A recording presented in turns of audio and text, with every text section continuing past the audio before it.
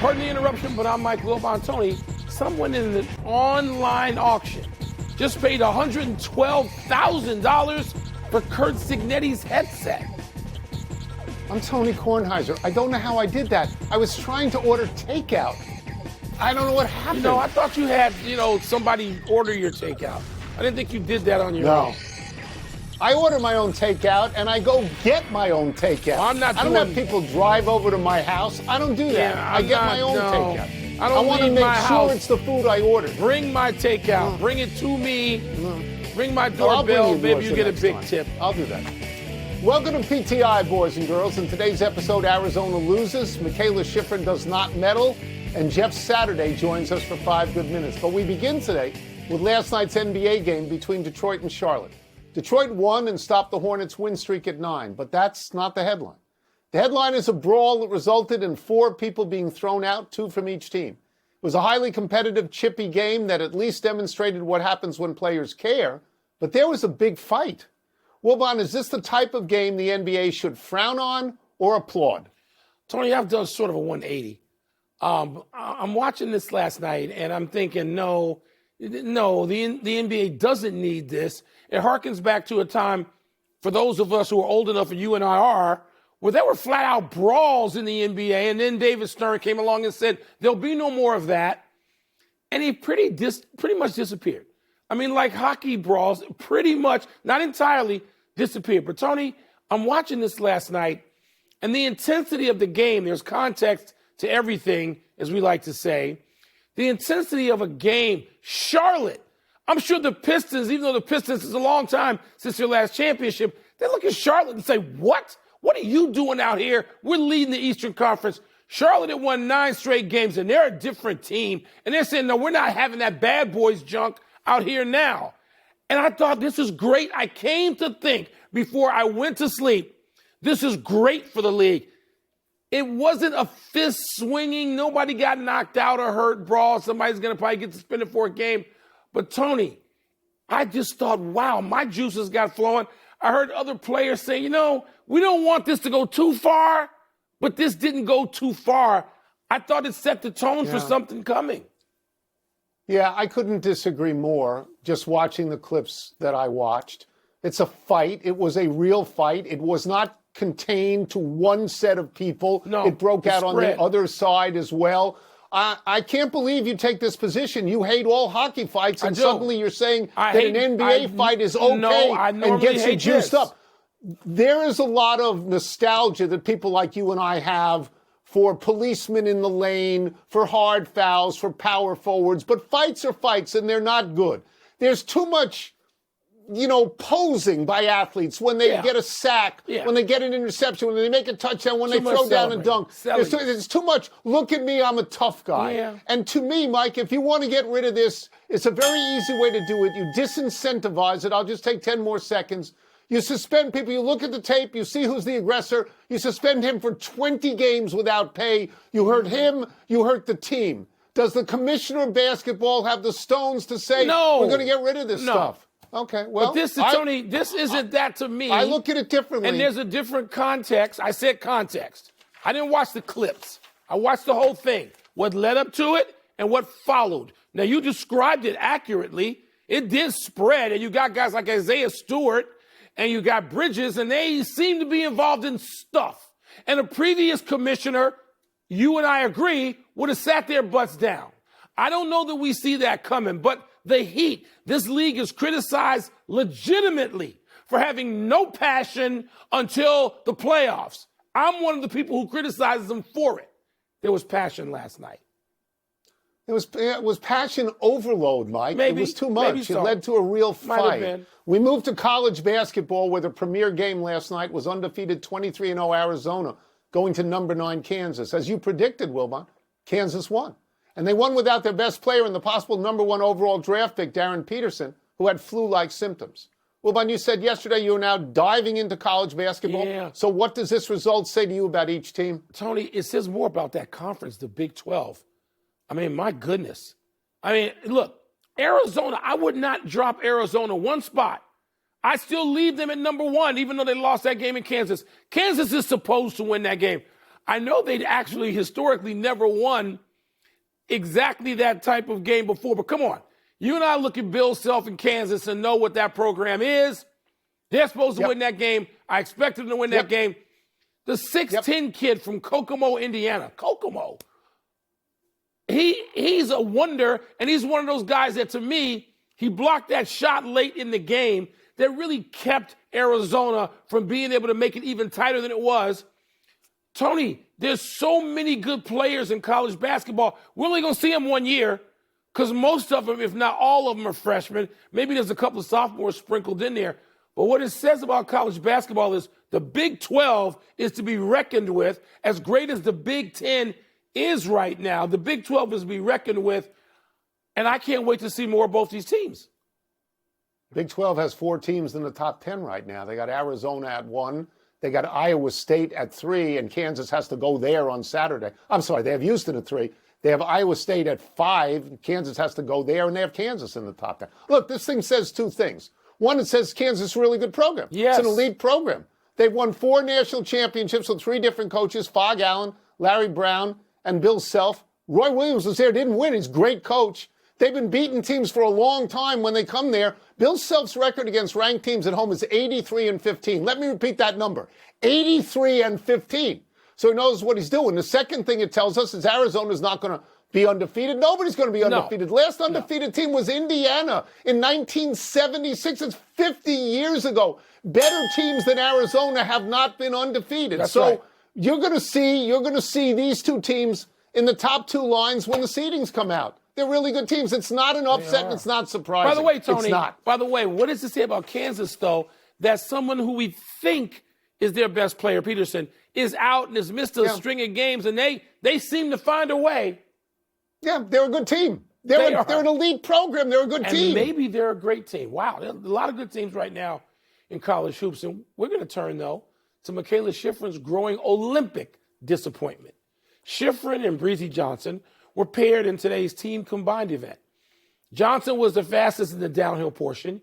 Shiffrin, the most successful World Cup racer of all time, then crossed the line 15th of 18th in the slalom, her best discipline. That dropped Shiffrin and Johnson to 4th, meaning Shiffrin missed a medal for her 7th straight Olympic race. Tony, you've been invested in Shiffrin's plight. What was going through your mind about this?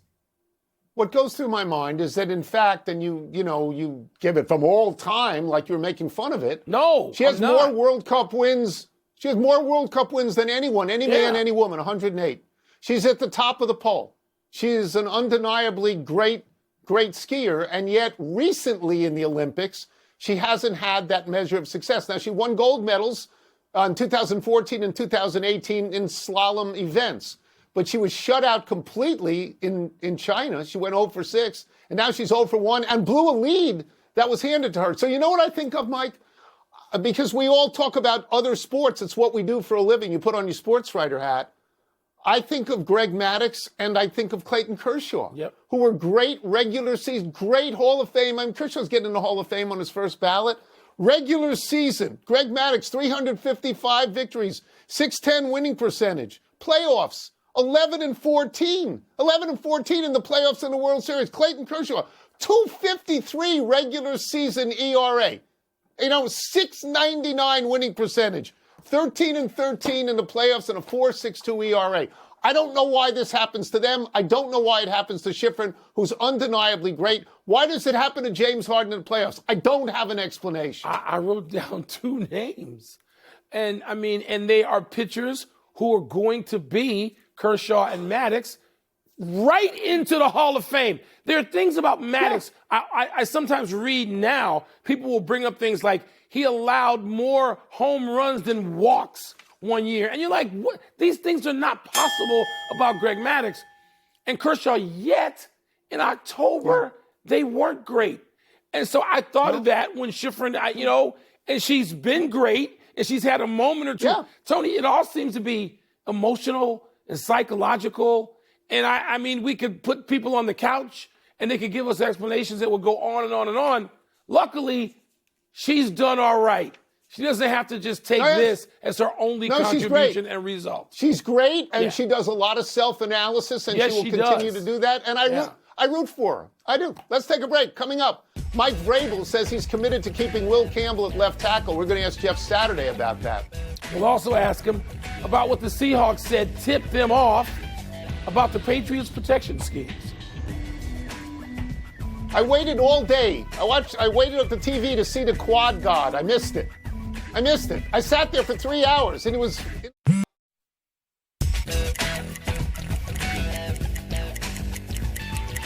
The NFL season is over, but Wilbon and I are not done with football yet. We have questions about why the Patriots could not protect Drake May.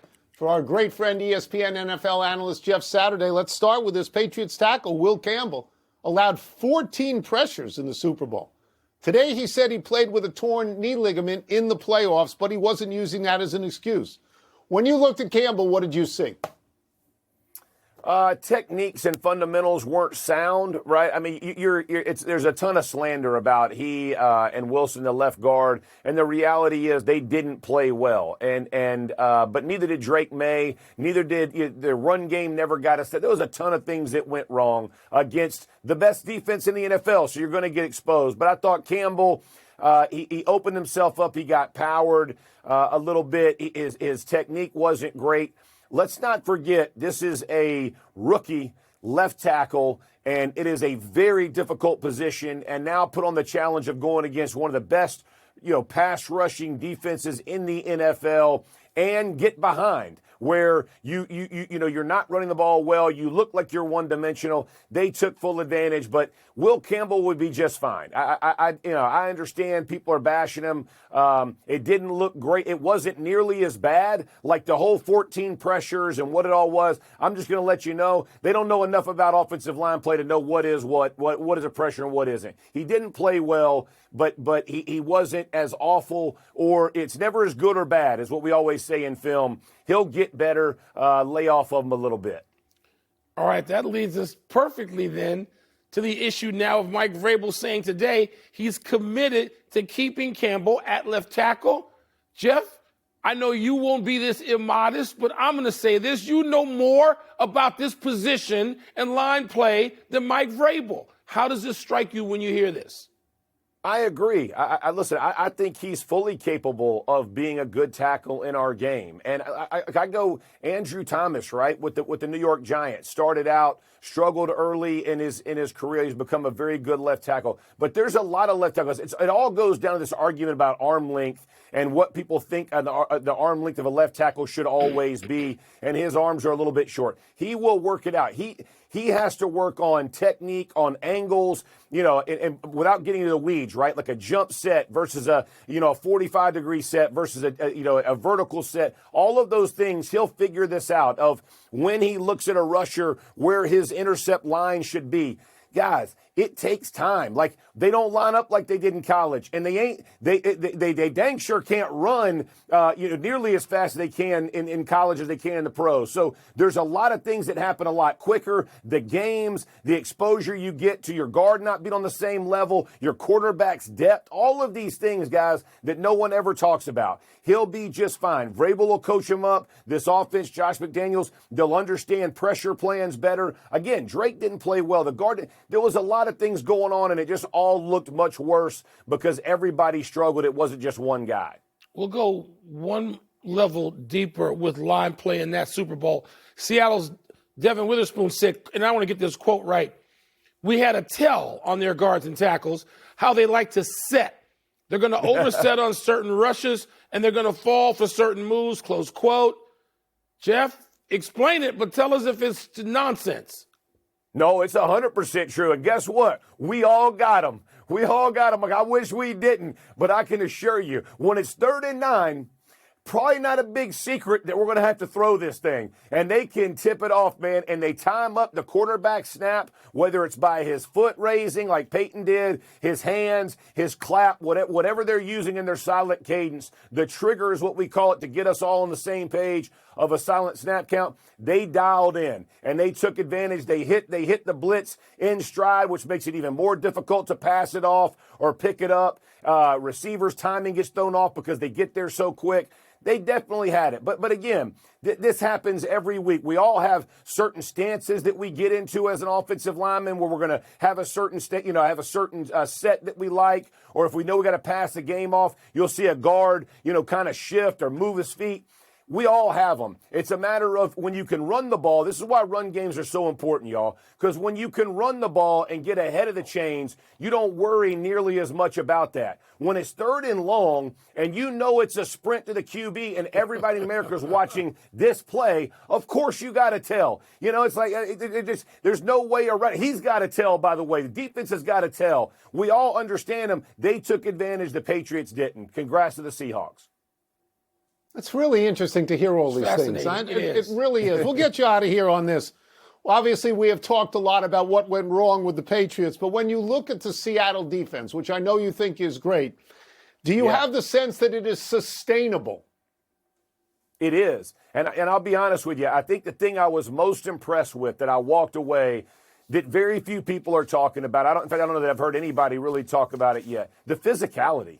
Like, we can go through scheme. You can go through all that you want. The bottom line is they line up and hit you in the mouth. A ton of their pressures were straight midline rushes where they are literally taking the offensive lineman and putting him in the lap of Drake May. And that's all 5 of them guys getting pushed back at some point. They play at that level. Then you go to the linebacker level. Jones was all over the field. Then you go to Witherspoon or Eamon Ward, like all these different guys. They will all hit you in the mouth. They are full participants in run game. And I forget who it was. I think it was like early in the second quarter. And maybe one of the safeties came down, and he hit Henry, who was like extended for a ball, hit him right up under the chin. At every level, they were physical, they were tone setters, and that's what sustains in the NFL. All the schemes everybody talks about, everybody's got an answer for scheme. No one has an answer when somebody hits you in the chin and they are more physical than you. You better either bull that neck up and accept it and go give it back, or they're going to beat on you all day, and that's what happened with the Seahawks. It's great to have you, Jeff. Thank you for all year. Thank you so much. That. Had a blast, fellas. Look forward to doing this again, man. I love you. Good. Let's take one last break. Still to come, what could Justin Verlander do for the Tigers? And what kind of challenge do the Spurs face tonight with the Lakers on a ball night, Tony? Hearing Jeff drill down on live play in that detail. But normal folk like us can understand what he said. Brilliant. Yeah, but we don't think like that. So it's very good to get.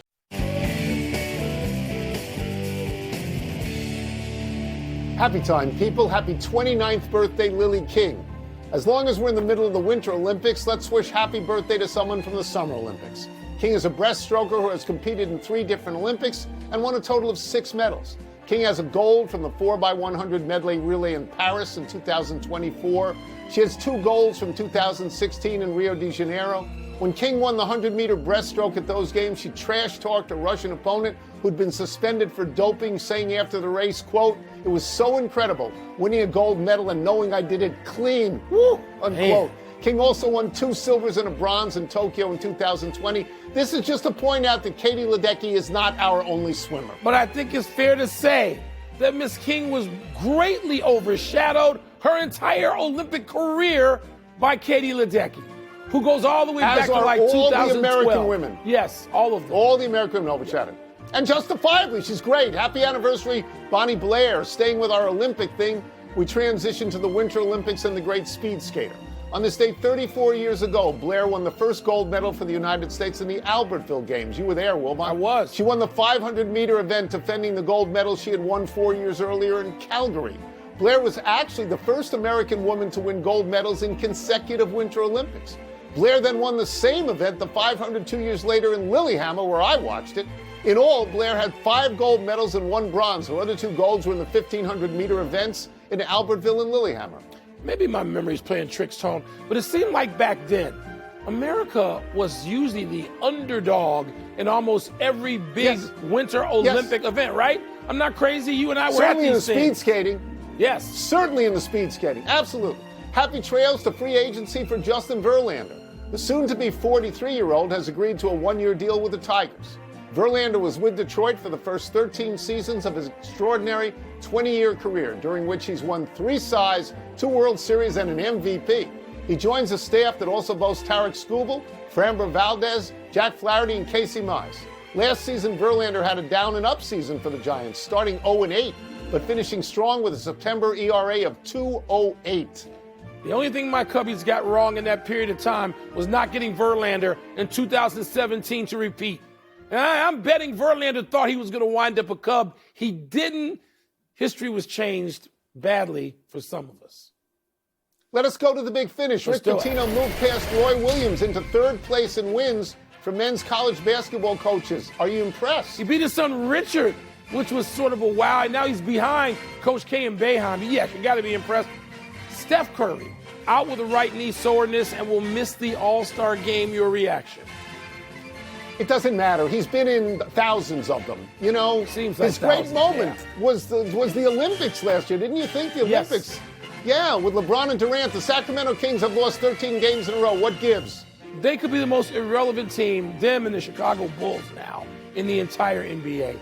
Indiana announced plans for a statue of one Robert Montgomery Knight. Are you surprised by that?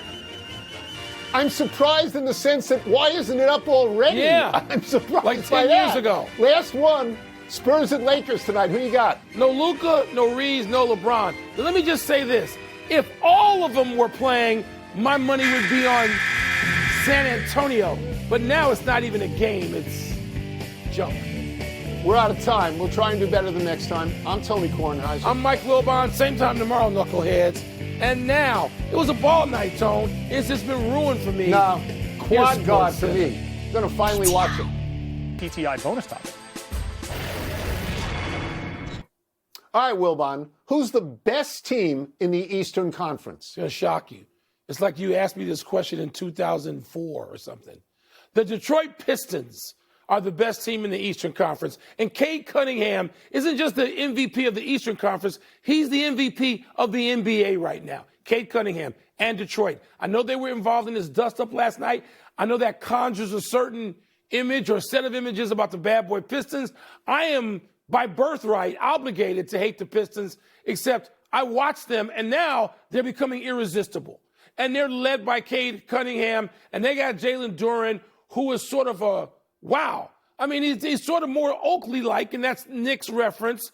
But he's a tough guy who can play. They don't back down. Look, I know Cleveland with James Harden, they got my attention. And I know that you like that pairing and that addition. Boston, if they get Tatum, is on to something. The East, Tony, which was nothing 6 weeks ago, seems like now it's something. And the Knicks, it's supposed to be their season. I didn't even get to them yet. Detroit's your answer. Okay. All right. I haven't followed it like you. I've been paying attention to football. Now I'm trying to watch the Winter Olympics. So I'm only tangentially involved in the NBA to this point. But there are 2 things that surprised me in the East. You mentioned one, Boston. Jason Tatum is their best player. He's been out the whole year. Yeah. And they've done very, very well without him, surprisingly well, because look at Indiana, a team that's missing its best player and has fallen in the way that I thought Boston would fall.